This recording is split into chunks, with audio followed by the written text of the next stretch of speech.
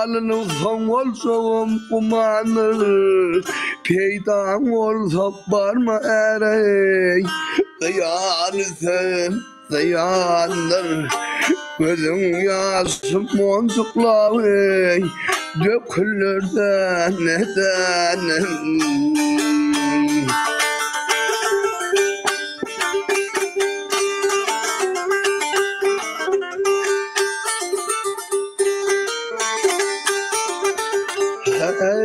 keminedir ölüm var. Keminedir ölüm var. Bilip olmaz kaçanır. Senden benden bu doğran arasının açarındır.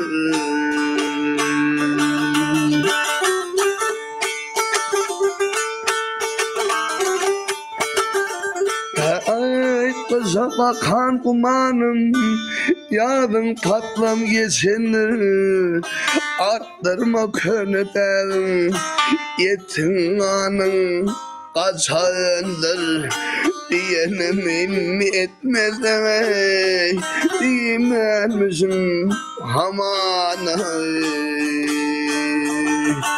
ah dilver zanıma gelin verey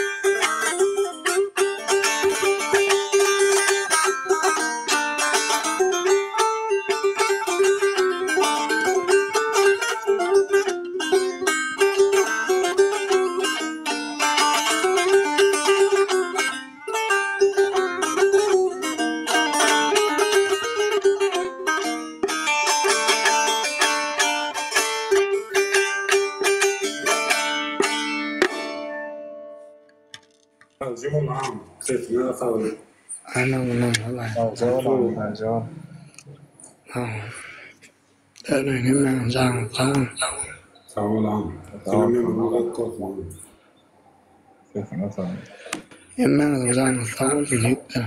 Allah'dan memnun oldum. Senin canın sağ olsun. Amin inşallah. Emmen dedim Allah'dan dert görmelin.